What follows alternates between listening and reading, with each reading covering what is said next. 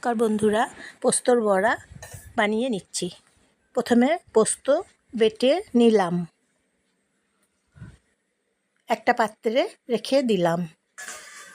মেখে নিচ্ছি পোস্তর বড়া এবং বানিয়ে নিচ্ছি। নুন দিচ্ছি, পেঁয়াজ কুচিয়ে নিলাম, লঙ্কা কুচি করে নিলাম।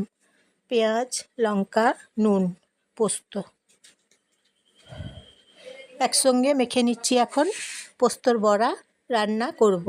নমস্কার বন্ধুরা, সবাই জয়ার রান্নাঘর থেকে নমস্কার নেবেন, শুভেচ্ছা নেবেন সবাই। এখন আমি পোস্তর বড়া রান্না করছি। এই যে সর্ষের তেল দিয়েছি, গরম করেছি, পোস্তর বড়া রান্না করছি। একটা করে আমি ছেড়ে দিচ্ছি গরম তেলে। পোস্তর বড়া এইভাবে ভেজে নিচ্ছি। গরম গরম পোস্তর বড়া খুব সুন্দর হয়, জানেন তো বন্ধুরা। খিচুড়ি, পোস্তর বড়া বর্ষার দিনে, বৃষ্টির দিনে খুব ভালো হয় খেতে। তাই আজকে বানিয়ে নিচ্ছি পোস্তর বড়া।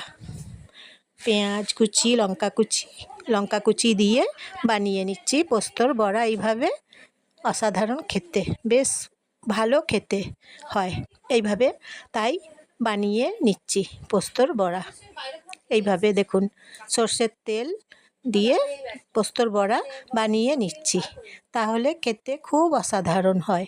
এইভাবে উল্টে দিচ্ছি, এখন দু পিঠ উল্টে ভেজে নিচ্ছি পোস্তর বড়াগুলো। এইভাবে দেখুন,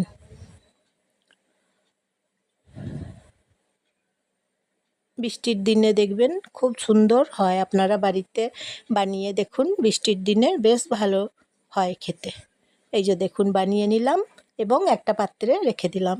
তাহলে লাইক, শেয়ার, কমেন্ট করবেন বন্ধুরা। কেমন হয়েছে বলবেন। আজকের মতো